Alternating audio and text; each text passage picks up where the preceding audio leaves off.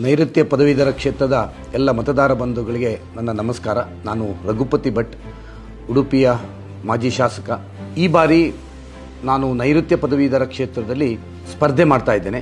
ಇವತ್ತು ವಿಧಾನ ಪರಿಷತ್ನಲ್ಲಿ ಮತ್ತೊಮ್ಮೆ ತಾವು ಅವಕಾಶ ಕೊಟ್ಟ ಮೇಲೆ ವಿಧಾನ ಪರಿಷತ್ನಲ್ಲಿರುವಂಥ ಸಾಕಷ್ಟು ಸಮಸ್ಯೆಗಳ ಬಗ್ಗೆಯೂ ನಾನು ಗಮನವನ್ನು ಕೊಡ್ತಾ ಇದ್ದೇನೆ.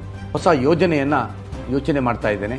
ಒಂದು ಡಾಟಾ ನೆಟ್ವರ್ಕ್ಗಳನ್ನು, ಪದವೀಧರರುಗಳ ಡಾಟಾ ನೆಟ್ವರ್ಕ್ಗಳನ್ನು ಸ್ಥಾಪಿಸಿ ಯಾರು ಪದವೀಧರರು ಈ ನೈಋತ್ಯ ಪದವೀಧರ ಕ್ಷೇತ್ರದ ಒಳಗೆ ಬರ್ತಾರೆ ಅವರ ಸಂಬಂಧಗಳನ್ನು ಆ ನೆಟ್ವರ್ಕ್ ಮೂಲಕ ಮಾಡಿ, ಯಾರು ಪದವೀಧರರು ಬೇರೆ ಬೇರೆ ಕಂಪನಿಗಳಲ್ಲಿ ಕೆಲಸಕ್ಕಿದ್ದಾರೆ ಅವರು ನಮ್ಮ ಈ ನೈಋತ್ಯ ಪದವೀಧರರ ಒಳಗಿನ ಯಾರು ಹೊಸ ಪದವೀಧರರಿಗೆ ಉದ್ಯೋಗ ಕೊಡಿಸಲಿಕ್ಕೆ ಅವರ ಸಹಾಯವನ್ನು ಪಡ್ಕೊಂಡು ಒಂದು ಡಾಟಾ ಬೇಸನ್ನು ನಿರ್ಮಾಣ ಮಾಡಿ ಒಂದು ವಿಶೇಷವಾದಂಥ ಯೋಜನೆಯನ್ನು ಮುಂದಿನ ದಿನಗಳಲ್ಲಿ ಪದವೀಧರರು ಹೊರಗೆ ಬರುವಂಥವರಿಗೆ ಒಂದು ಸಮಸ್ಯೆಗೆ ಸ್ಪಂದಿಸಬೇಕು ಅಂತ ಯೋಚನೆಯನ್ನು ಮಾಡಿದ್ದೇನೆ.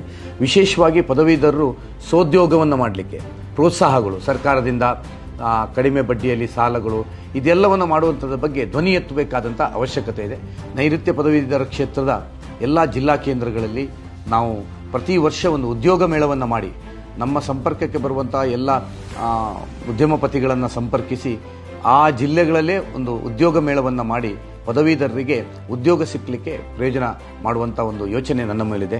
ಇನ್ನು ನಾನು ಪದವೀಧರರ ಮಧ್ಯೆ ಚುನಾವಣೆಯಲ್ಲಿ ಮತಯಾಚನೆ ಹೋಗುವಂಥ ಸಂದರ್ಭದಲ್ಲಿ ಇನ್ನೂ ಹಲವಾರು ಸಮಸ್ಯೆಗಳು ನನ್ನ ಗಮನಕ್ಕೆ ಬರ್ಬೋದು. ಅದೆಲ್ಲವನ್ನು ಗಮನದಲ್ಲಿಟ್ಟುಕೊಂಡು ಒಂದು ವಿಶ್ವಾಸದ ಮಾತನ್ನು ಹೇಳಲಿಕ್ಕೆ ಬಯಸ್ತೇನೆ. ನಾನು ಉಡುಪಿಯ ವಿಧಾನಸಭಾ ಸದಸ್ಯನಾಗಿದ್ದಾಗ ಹೇಗೆ ಒಬ್ಬ ಸಕ್ರಿಯ ಶಾಸಕನಾಗಿ ಕೆಲಸ ಮಾಡಿದ್ದೇನೆ, ಮುಂದೆ ವಿಧಾನ ಪರಿಷತ್ನಲ್ಲಿ ಪದವೀಧರದ ಪ್ರತಿನಿಧಿ ಆದ ಮೇಲೂ ತಮ್ಮೆಲ್ಲರ ಧ್ವನಿಯಾಗಿ ವಿಧಾನ ಪರಿಷತ್ನಲ್ಲಿ ಇರುವಂಥ ವಿಶ್ವಾಸವನ್ನು ತಾವು ಇಡಿ.